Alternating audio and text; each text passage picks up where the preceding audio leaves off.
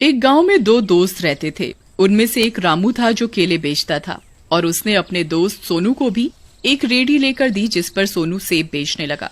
सोनू को परेशानी में देखकर रामू ने अपना कुछ जमा पैसा सोनू के लिए रेडी लेने में लगा दिया। रामू बहुत ही नेक दिल का था, तो दूसरी तरफ सोनू रामू की कमाई से जलता था। एक दिन वो दोनों अपने अपने ठेले लेकर फल बेचने निकलते हैं। देखते ही देखते रामू के पास भीड़ लग जाती है और देखते ही देखते उसके आधे से ज्यादा केले बिक जाते हैं।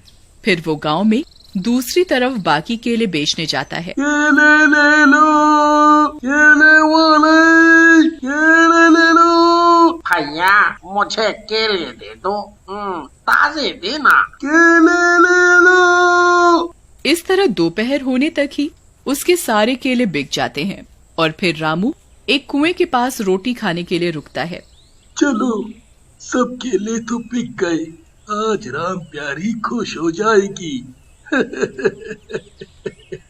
अब खाना खा लेता हूँ। हाँ। जैसे ही रामू खाना खाने लगता है, कुएं से एक चुड़ैल निकलती है। बहुत भूख लगी थी, चलो आज खाने का इंतजाम तो हो गया। चुड़ैल एक गरीब लड़की का रूप ले लेती है। भैया, मैं बहुत दिनों से भूखी हूँ, कुछ खाने को दे दो। रामू के पास 4 रोटी होती है। वो उस लड़की को 2 रोटी दे देता है और 2 खुद खाने लगता है कि तभी एक भिखारी भी आ जाता है। बेटा, अल्लाह के नाम पे कुछ दे दो, बहुत भूखा हूँ मैं। अल्लाह तुम पर करम करे बेटा, कुछ दे दो। रामू वो बाकी का खाना उस भिखारी को दे देता है। चुड़ैल ये सब देख रही होती है। खाना तो अच्छा था, पर अब प्यास लगी है और ये कुआं तो सूख चुका है। कोई बात नहीं, ये लो, मेरे पास पानी है, तुम पी लो। और ये क्या, तुमने गर्म कपड़े नहीं पहने? इतनी ठंड में तो तुम दोनों बीमार हो जाओगे। ऐसा बोलकर रामू अपने शॉल उस चुड़ैल औरत को दे देता है और अपना स्वेटर उस भिखारी आदमी को। अरे, तुम्हें ठंड नहीं लगेगी? तुमने तो सारे गर्म कपड़े हम दोनों को दे दिए। नहीं, अब मैं बस घर ही जा रहा हूँ, पास ही में है, तुम चिंता ना करो मेरी। इतना बोलकर रामू अपने घर जाता है और अपनी पत्नी को दिन भर की कमाई देता है तो वो बहुत खुश हो जाती है। अरे वाह जी, आज भी सब केले बिक गए।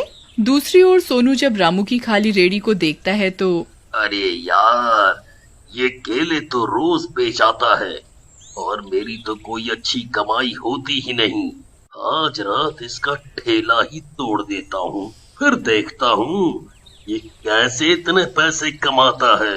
हाँ। फिर रात होते ही सोनू ऐसा ही करता है, जाकर रामू का ठेला तोड़ देता है और अपने घर भाग जाता है। अगली सुबह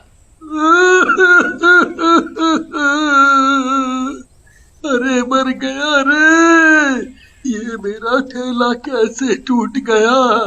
अब मैं कैसे केले बेचने जाऊंगा, कैसे अपने परिवार का गुजारा करूंगा। अजी, पर ये टूटा कैसे? अब हम क्या करेंगे? हमारी तो कमाई का यही साधन था। अरे का हुई गवा भैया, देखो ना सोनू भाई, पता नहीं हमारा ठेला कैसे रातों रात टूट गया। ओहो, ऐसा कौन कर सकता है। चलो चिंता ना करो, सब ठीक हो जाएगा। रामू परेशान होकर उसी कुएं के पास एक पेड़ के नीचे बैठ जाता है और बहुत दुखी होता है। अब मैं क्या करूं, कुछ समझ नहीं आ रहा।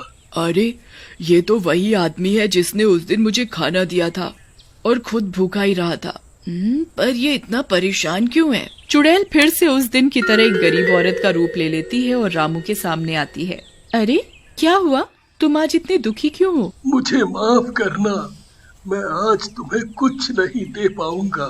मुझे कुछ नहीं चाहिए, लेकिन तुम परेशान क्यों हो? मेरा केले का ठेला पता नहीं कैसे पूरा टूट गया। अब मैं अपने घर वालों का पेट कैसे पालूंगा? तुम चिंता मत करो, जब तुमने किसी का बुरा नहीं किया तो तुम्हारे साथ भी बुरा नहीं होगा। तुम घर जाओ, भगवान सब ठीक कर देंगे। फिर रामू अपने घर चला जाता है। रामू के जाते ही चुड़ैल अपने डरावने रूप में आ जाती है। मैं जानती हूँ ये किसने किया। दूसरी तरफ सोनू मन ही मन खुश था। अरे वाह वाह वाह वाह वाह, अब तो मेरे पास रेड़ी है। अब मैं सेब के साथ केले भी बेचूंगा। रामू की वजह से मेरी बिक्री कम होती थी। केला तो ले दिया इसने मुझे, लेकिन अपने ग्राहकों को मुझसे सेब लेने को कभी नहीं कहता था। अब आएगा मजा। ऐसा बोलकर सोनू जैसे ही घर के बाहर जाता है तो उसके सारे सेब सड़ चुके होते हैं और उसकी रेड़ी भी टूटी हुई होती है।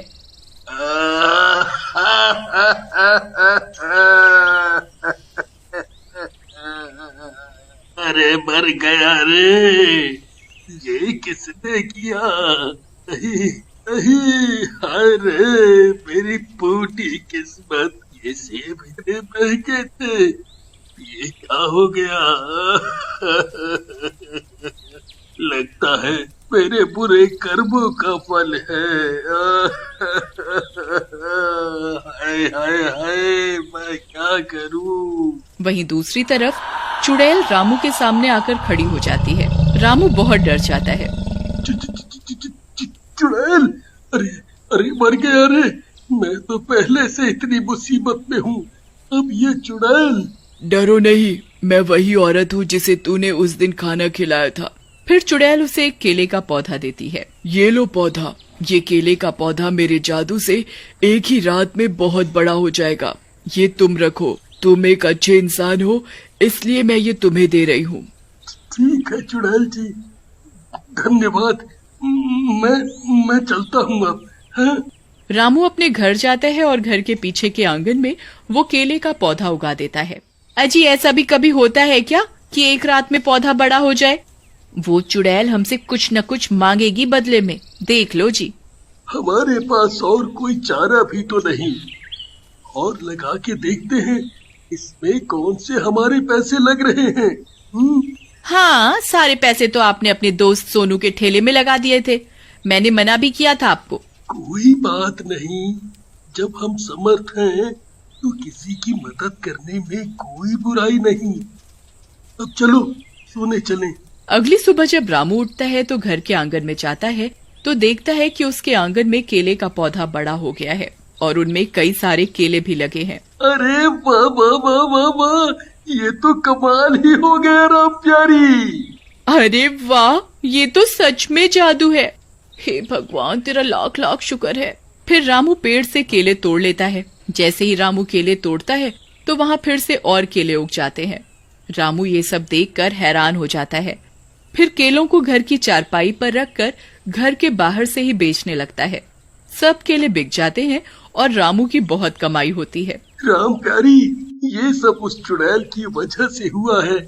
मैं उसका धन्यवाद देने उसके पास जा रहा हूँ। रामू और राम प्यारी दोनों उसके पास जाते हैं, लेकिन वो वहाँ नहीं होती। चुड़ैल जी, बाहर आओ, कुएं से बाहर आओ। पर चुड़ैल नहीं आती। फिर रामू वापस चला जाता है और धीरे धीरे केले बेचकर बहुत अमीर हो जाता है। बड़ा घर बना लेता है और गाड़ी ले लेता है। गरीबों की बहुत मदद करता है। लोगों को खाना खिलाना, कपड़े बांटना जैसे अच्छे काम करता है। तभी सोनू भी वहाँ आता है और रामू से अपने किए की माफी मांगता है। रामू, मेरे दोस्त, मुझे माफ कर दे। उस दिन तेरा ठेला मैंने ही तोड़ा था और मुझे उसकी सजा भी मिल गई। मैं बहुत शर्मिंदा हूँ। सोनू को ऐसे फटे हाल देखकर रामू को बहुत बुरा लगता है।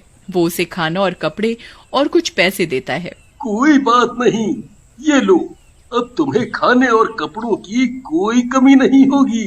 रामू उसे माफ कर देता है। फिर एक छोटी सी लड़की वहाँ आती है। अंकल, मुझे भी खाना दो ना। मेरी मम्मी ने आपके बारे में मुझे सब बताया है। आप बहुत अच्छे हो। तुम्हारी मम्मी मुझे कैसे जानती हैं? चलो, मैं आपको उनसे मिलवाती हूँ। वो जंगल में रहती हैं।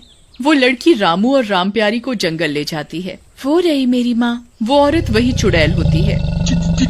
चुड़ैल जी, आप यहाँ हो? मैंने आपको कितना ढूंढा। देखो, आज मैं जो भी हूँ वो आपकी वजह से ही हूँ। मेरी सारी परेशानियां दूर हो गईं। वो केले का पेड़ तो मेरे लिए वरदान साबित हुआ। आपका बहुत बहुत धन्यवाद। पर आपका ये हाल कैसे? ये सब तुम्हारे अच्छे कर्मों का ही फल है जो तुम आज खुश हो। दरअसल एक तांत्रिक मेरे पीछे पड़ा है, तभी मैं यहाँ पर आकर छिप गई और अब मेरी शक्तियाँ भी उसने खत्म कर दी। मैं लाचार और बेबस हूँ। ये मेरी बेटी है, इसकी वजह से मैं मुक्त भी नहीं हो पा रही। एक एक्सीडेंट में मेरी मौत हो गई थी, तब से मेरी बेटी अकेली है। अच्छा, तो ये बात है। आप चिंता मत करो, आज से मैं आपकी बेटी को गोद लेता हूँ। शायद इसीलिए हमें भगवान ने आज तक बे औलाद रखा।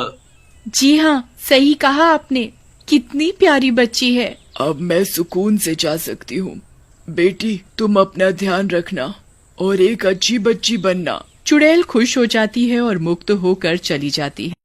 भजनपुर नाम का एक गांव था जहां एक बड़ा मोची वाला भूत रहता था। उस भूत के पास एक बहुत अच्छी जादुई शक्ति थी। वो गांव की एक बड़ी सी गुफा में रहता था। उसने गांव के लोगों को बहुत तंग कर रखा था। वो हर हफ्ते गांव वालों से एक गांव वाले की बलि मांगता था। बदले में गांव वाले उससे हर हफ्ते एक जादुई जूता बनवाते थे। वो जादुई जूता गांव की एक हफ्ते की आर्थिक समस्या सही कर देता था। मोची वाला भूत ऐसे ही कोई जादुई जूता नहीं बनाता था। जिस भी गांव वाले को वो बलि के लिए बुलाता था, वो उसे मार कर उसकी चमड़ी से जूता बनाता था। जैसे ही गांव वाले उस भूत से वो जादुई जूता लेते, वैसे ही वो उसे गांव के बीचों बीच रख कर जला देते। और जैसे ही सारे गांव वाले अपने घर की ओर जाते, तो देखते कि उनके खेत की फसल अच्छी तरह उगनी शुरू हो जाती थी और उन सभी के घर में एक हफ्ते का खान पान, रोटी सब्जी और पैसा रखा होता था। एक बार उस गांव में एक बूढ़ी औरत आई। वो भटकती भटकती उस गांव में आ गई थी। वो बहुत गरीब थी।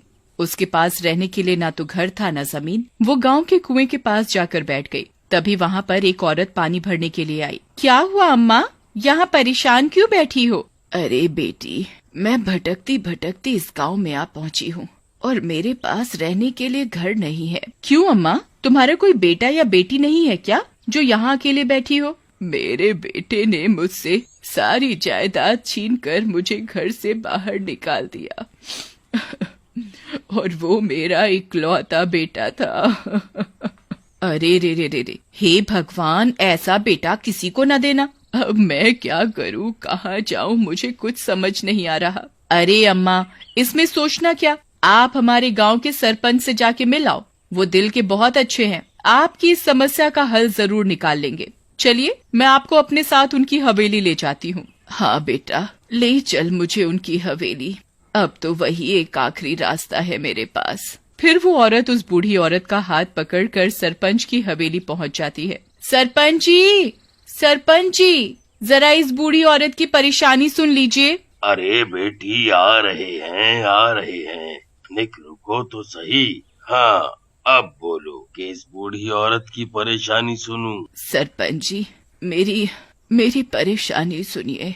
मेरे पास रहने को घर नहीं है, खाने के लिए खाना नहीं है, एक आना पैसा भी नहीं है। आप ही बताइए क्या करूं मैं? अच्छा, ठीक है, मैं समझ गया आपकी परेशानी। अब तो एक सुझाव है। क्या सुझाव?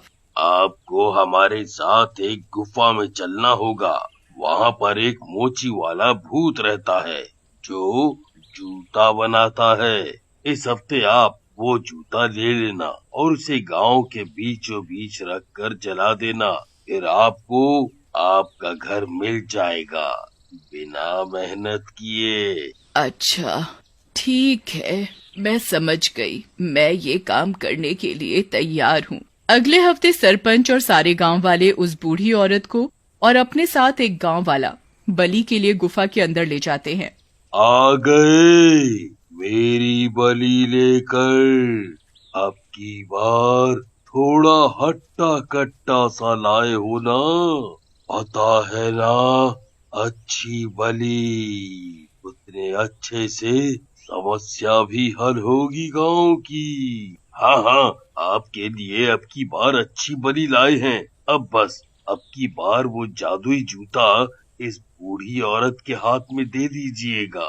अच्छा, ठीक है, अब लाओ मेरी बलि। गांव वाले एक मोटे से आदमी को गुफा में मोची वाले भूत के पास भेज देते हैं। बूढ़ी औरत को ये सब कुछ समझ नहीं आता, इसलिए वो इस बारे में सरपंच जी से बात करती है। सरपंच जी, मुझे ये सब कुछ समझ नहीं आ रहा। आप सभी गांव वाले इस आदमी को अकेले गुफा के अंदर क्यों भेज रहे हैं? अरे अम्मा जी, ये जाएगा तभी तो जादुई जूता मिलेगा। अच्छा आओ, रहने दीजिए, अभी आपको कुछ समझ नहीं आएगा। अब तो आप इसी गांव में रहेंगी ना, फिर धीरे धीरे पता चल जाएगा। तब तो वो बूढ़ी औरत चुप हो जाती है। फिर अगले दिन वो देखती है कि उसके घर के बाहर 2 आदमी उस मोची वाले भूत की बातें कर रहे हैं, इसलिए वो चुपचाप घर के अंदर छिपकर उनकी बातें सुन रही होती है। अरे भाई, उस मोची वाले भूत की वजह से एक समस्या और खड़ी हो गई। क्या भाई, कौन सी समस्या? मुझे तो कोई समस्या नहीं है। अरे भाई लोग, तुमने देखा नहीं कैसे वो भूत एक एक करके हर हफ्ते एक गांव वाले की बलि ले लेता है। गांव की कितनी आबादी तो कम हो चुकी है। हाँ भाई, इस समस्या पर तो मैंने ध्यान ही नहीं दिया। और ऊपर से जिस गांव वाले की बलि लगती होगी, उस गांव वाले के घर वाले उसके लिए कितना परेशान हो जाते होंगे। हाँ भाई, सही कहा। अच्छा, मैं क्या कहता हूँ, चलो सरपंच जी से इस बारे में बात करते हैं। हाँ भाई, सही कह रहे हो, चलो चलते हैं। और वो दोनों गांव वाले सरपंच के घर की ओर निकल जाते हैं। बूढ़ी औरत को सब कुछ समझ आ जाता है। हे भगवान, ये लोग हर हफ्ते एक गांव वाले की बलि चढ़ाते हैं, और वो भी एक जादुई जूते के लिए। अगर इन्हें कोई न मिला तो एक दिन ये मुझे बलि के लिए भेज देंगे। अब मैं क्या करूं? फिर वो बूढ़ी औरत उन गांव वालों के पीछे पीछे उनकी और सरपंच की बातें छिपकर सुनने जाती है। वो बूढ़ी औरत एक दीवार के पीछे छिप जाती है और उन सब की बात गांव वाले सरपंच को सारी समस्या बता देते हैं। अच्छा, ये बात है, मैं समझ गया। बात तो सोचने वाली है और इसका हल भी मैं जल्द ही निकाल लूंगा। हाँ सरपंच जी, हर हफ्ते अगर हम बलि के लिए एक गांव वाला भेजते रहेंगे, ऐसे पूरा गांव ही खाली हो जाएगा। हाँ, बलि भेजना भी मुसीबत है, और अगर जादुई जूता नहीं मिला तो भी मुश्किल। अच्छा, एक काम करते हैं, हम उस गांव वाले को बलि के लिए भेजा करेंगे बेरोजगार हो, जो कोई काम न करता हो और जो घर में अकेला रहता हो, उसका कोई परिवार वाला ना हो। ऐसी तो सिर्फ एक गांव वाली है। कौन? अरे वो ही सरपंच जी, वो जो नई नई आई है गांव में, वो बूढ़ी औरत। हाँ, वो भी सही है। अगले हफ्ते उसे ही भेजेंगे बलि के लिए। ये सब सुनकर वो बूढ़ी औरत बहुत घबरा जाती है। हे भगवान, अब मैं क्या करूं? मुझे तो कोई बचाने वाला भी नहीं है। मैं मरना नहीं चाहती हूँ। और फिर वो घबराती घबराती अपने घर चली जाती है। और फिर अगले हफ्ते सारे गांव वाले उस बूढ़ी औरत के घर जाते हैं और उससे बलि की इजाजत मांगते हैं। ना भाई ना, मैं बलि के लिए नहीं जाऊंगी। ये कोई मामूली कुर्बानी नहीं है, जान की कुर्बानी है, और मुझे अपनी जान बहुत प्यारी है। अच्छा होगा आप हमारे साथ चुपचाप चल लें, नहीं तो हम आपको जबरदस्ती लेके जाएंगे। बूढ़ी औरत बहुत मना करती है, पर वो सब नहीं मानते और उसे खींचकर गांव से ले जाते हैं। तभी पीछे से एक नौजवान लड़का आता है और बोलता है, रुको सब, कहाँ ले जा रहे हो उस बूढ़ी औरत को? ए छोरे, कौन है तू? इस गांव में कैसे आया? हाँ, क्यों हमारे काम में बाधा बन रहा है? लगता क्या है तू इस बूढ़ी औरत का? मैं अभिनव हूँ और मैं इस बूढ़ी औरत का बेटा हूँ। मैं अपनी माँ को बचाने आया हूँ। मुझे सब पता चल चुका है। तुम सब क्या करने जा रहे हो? बूढ़ी औरत अपने बेटे को देखकर बहुत खुश हो जाती है और फिर वो बेफिक्र हो जाती है कि उसके साथ अब कोई कुछ नहीं कर सकता। अभिनव उन गांव वालों को रोकने की बहुत कोशिश करता है, पर वो कुछ कर नहीं पाता और वो गांव वाले बूढ़ी औरत को गुफा के अंदर भेज देते हैं और पीछे से छिपकर अभिनव भी आ जाता है। मोची वाले भूत के पास जाने से पहले वो अपनी माँ से मिलने जाता है। मेरा बच्चा, तू आ गया। मैं तुझे देखकर बहुत खुश हूँ। अब मुझे कोई डर नहीं। मुझे पता है तू मुझे कुछ होने नहीं देगा। हाँ माँ, मैं आ गया हूँ। मैं तेरी ममता समझ चुका हूँ। अपना पछतावा करने के लिए और तुझसे माफी मांगने के लिए मैं यहाँ आया था, तो मुझे तेरी बलि के बारे में पता चला। अब मैं तुझे कुछ नहीं होने दूंगा। तू चिंता मत कर। बस तू एक काम कर, उस मोची वाले भूत से बातों बातों में तू ये पता कर कि वो भूत कैसे बना, और पत्थर के पीछे से छिपकर मैं तुम दोनों की बातें सुनूंगा। अच्छा ठीक है, मैं उससे पूछ लूंगी। और फिर अभिनव छिप जाता है और बूढ़ी औरत उस मोची वाले भूत के पास चली जाती है।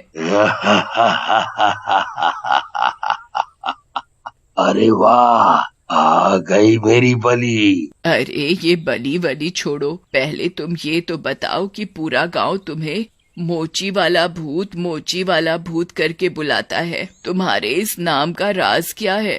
तू क्या करेगी जानकर? अरे भाई गुस्सा मत हो, और वैसे भी मुझे तो तुम मारने वाले हो ना, तो मारने से पहले मेरी ये आखिरी इच्छा पूरी कर दो और बता दो कि तुम्हारी कहानी क्या है।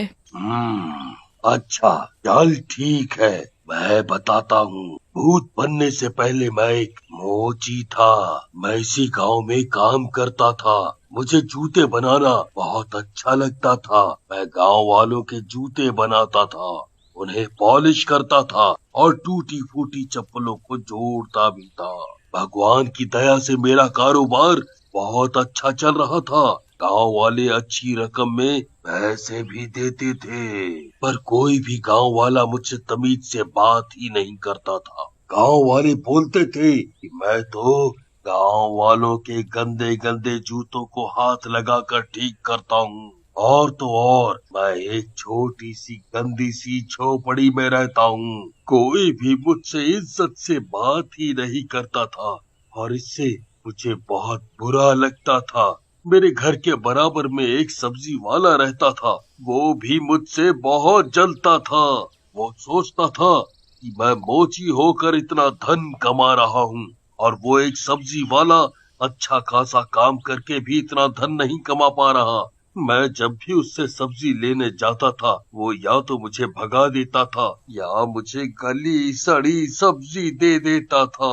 एक दिन मैं अपनी परेशानियों से दुखी होकर इस गुफा में आ गया, और तभी गांव में एक जोरदार भूकंप आ गया, जिसकी वजह से एक बड़ा पत्थर मेरे ऊपर गिर गया और मैं मर गया। फिर क्या हुआ? मोची वाला भूत अपनी कहानी बताने में इतना मगन हो गया कि उसने ये तक बता दिया कि उसकी जान किस में बसी है। फिर क्या, मैं एक बहुत बड़ा भूत बन गया। फिर सारे गांव वाले मुझे देखने के लिए इस गुफा में आ गए। गांव वालों से बदला लेने के लिए मैंने उनसे एक सौदा कर लिया कि तुम सब हर हफ्ते मुझे एक गांव वाला बलि के लिए देना, और बदले में मैं तुम्हें एक जादुई जूता बना के दूंगा। जादुई जूते के लालच में आकर सारे गांव वालों ने ये सौदा स्वीकार कर लिया, पर वो ये नहीं जानते थे कि मैं एक एक करके सारे गांव वालों को मारकर इस पूरे गांव को खाली कर दूंगा। जब सारे गांव वाले गुफा से निकल गए तो मैंने देखा जो जूता मैंने पहन रखा था वो जूता अभी तक मेरे पैरों में है।